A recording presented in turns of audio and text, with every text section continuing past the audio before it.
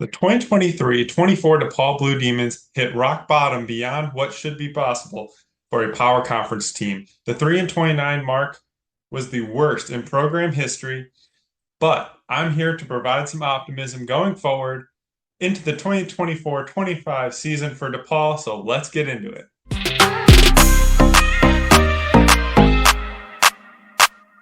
Before we get any further, here's my two most memorable plays from last season. First one was from January 30th against Seton Hall. DePaul down 72 to 39 at this point, and that's how sick of a person I am. I was still watching. 19 seconds left. 1-1. Deshaun Nelson gets the rebound and passes it out of bounds. Uh, that just was a great representation of how checked out the players were from that point on and really all season. The second one was in the Big East tournament. Oh, we actually had a chance against Villanova. Jalen Terry's got the ball. 8 seconds to go. What's our play here? We should already know.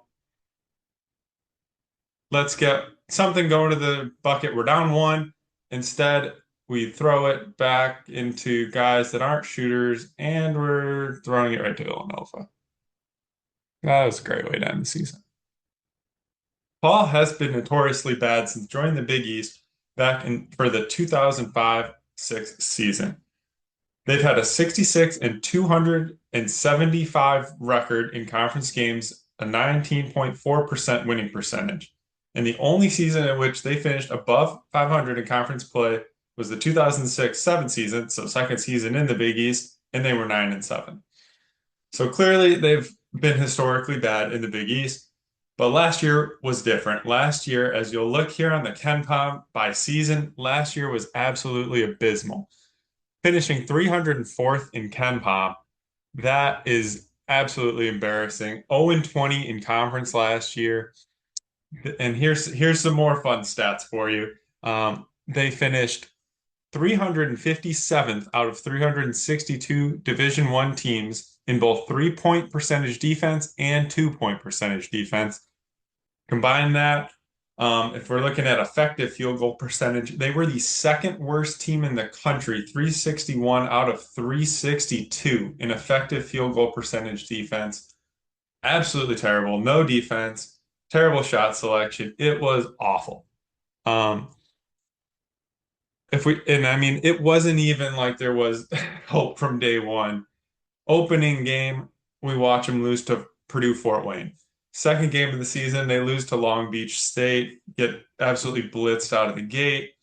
Finally, they get a win over South Dakota.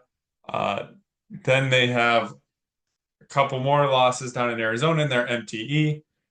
And from that point on, after that, they had two wins the rest of the way. They beat Louisville and Chicago State. They had two single-digit losses to Georgetown, and they lost all the rest of the games by double digits. Absolutely nothing for the fans to watch. Terrible season. But that is why it's so important to know that we have cleaned house. Everybody gone for the most part. All players gone. Completely new roster. Chris Holtmann hired as the new head coach. And bringing in an entirely new roster definitely helps that we are in the transfer portal era. Brings in two former head coaches to his staff with Laval Jordan, coach at Butler, and Brian Mullins, who was the coach at Southern Illinois last year. Brings Jack Owens and Brandon Bailey with him from Ohio State, and Paris Parham stays on the staff. Only returner really staying on staff there. Let's take a look at the transfers out. So everybody, but here's just some notable ones that are still around in college basketball. Deshaun Nelson and Jalen Terry going to Eastern Michigan. Elijah Fisher, Caleb Murphy, and Jaden Henley. So off to Pacific. UMass Lowell, UNLV. Mac Etienne going to LaSalle. Keandre Young transferring out of D1 to Oklahoma Christian. Jeremiah Odom off to Charlotte. Kamara to Norfolk State, and Churchill Abbas, who was maybe the bright spot last year as a freshman, goes off to Wake Forest. All right, moving on to the team that Chris Holtman has put together for this season. Actually, really impressed with the group of guys we've got together for year one here. Let's kick it off. Leighton Blocker, a former ESPN top 50 recruit, 31st ranked recruit in the class of 2023. He was a freshman at Arkansas last year, 6'2", not a shooter at all. He was 2 of 17 from three last year. That's 11.8%. But he is quick. He's athletic. He will dunk on someone. He is going to be fun to watch, and he can push the ball and be really dangerous in transition. Moving along, David Skogman, loved this guy at Buffalo when he was there. Transferred to Davidson last year. Shot it really well before getting hurt. Foot surgery, so he's coming off of that. But he shot at 46.8% from three in the 15 games that he played last year, and he averaged 13.3 over that time. So really good to have a big man that can shoot the ball, stretch the floor. And Skogman, he'll be a grad transfer, and we're number 42 this year. Another grad transfer from UIC, their leading scorer last year, Isaiah Rivera, formerly from Colorado State. He led UIC in scoring at 15.4 points per game, 4.2 rebounds last year, and he had 9 20-plus point performances. He shot the ball at 41.6% from three. So love the couple shooters that Chris Holtman has brought in, and both grad transfers, some seniority to this group. Bringing in a senior from Louisville, JJ Traynor. He missed most of the season last year with a shoulder injury, but he did have some. He had a big game against New Mexico State, 20 points, 9 rebounds, in an overtime win for Louisville. Louisville, again, was terrible last year. DePaul beat them, but we'll see. I'm not sure what to expect out of Traynor. We'll see. Connor Enright comes in, originally from Mundelein. So love to see that coming back to the area. A 6-foot guard. He started all 32 games for Drake last year. He'll be a redshirt junior and wear number 4 this year. 43.8% from three. So another potential shooter, and at 3 attempts per game. It was pretty decent volume. Average 6.9 points per game. So he's not somebody that needs to lead the team in scoring or anything like that, but I think he can provide a spark. He'll be a really fun one to watch. He can make things happen. He led the team. He led Drake in assist rate, but he also led them in turnover rate when he's on the floor. So maybe better decision making, but he can make things happen on the floor. Troy D'Amico, Southern Illinois transfer, so it helps that he's got that connection with new assistant coach Brian Mullins.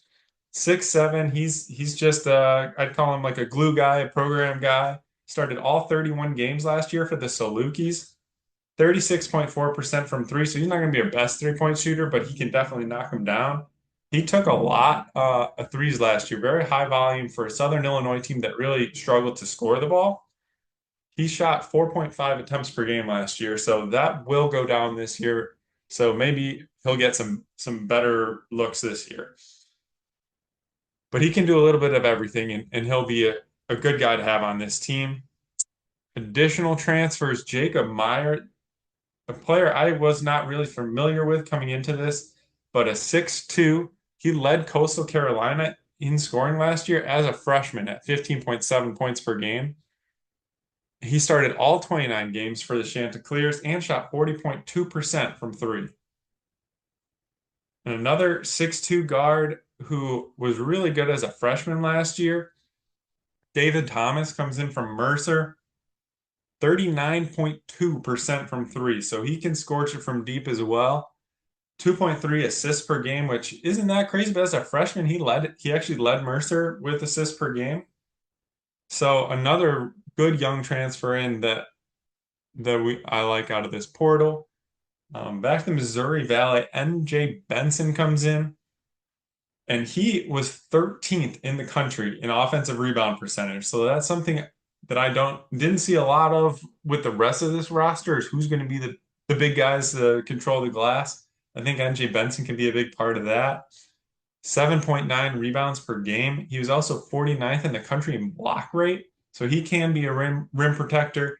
We'll be stepping up in class, obviously, but guys from the Missouri Valley have made that transition pretty well over the last couple of years here with the transfer portal era. He had double doubles in five of his last six games last year. He had five blocks against Indiana State in Arch Madness and 10 double doubles on the season. So he's a double double waiting to happen. And then a guy who I is probably maybe the biggest name transfer besides Leighton Blocker, but CJ Gunn, at least from Big Ten fans, Indiana transfer, 6'7". He was pretty highly touted coming in, but never really got the right role at Indiana. He played in 29 games last year, but 3.9 points per game.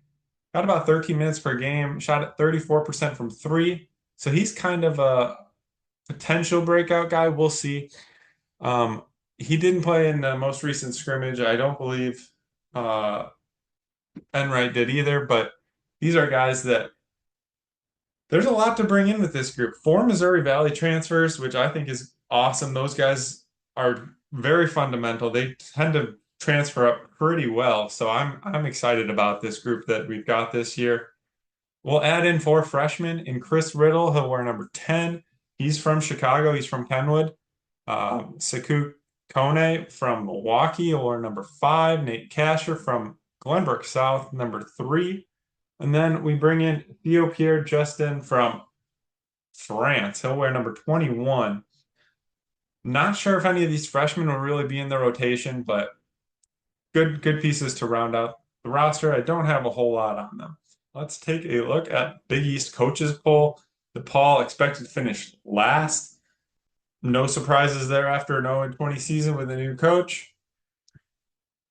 I actually do like this poll better than the KenPom even preseason, as I like how Marquette and Xavier received more credit on this one, whereas we'll go to and Villanova is not liked in the coaches poll as much versus as we look here in the Big East preseason KenPom, Villanova fourth. I don't think there's any way in hell that they finish above Marquette.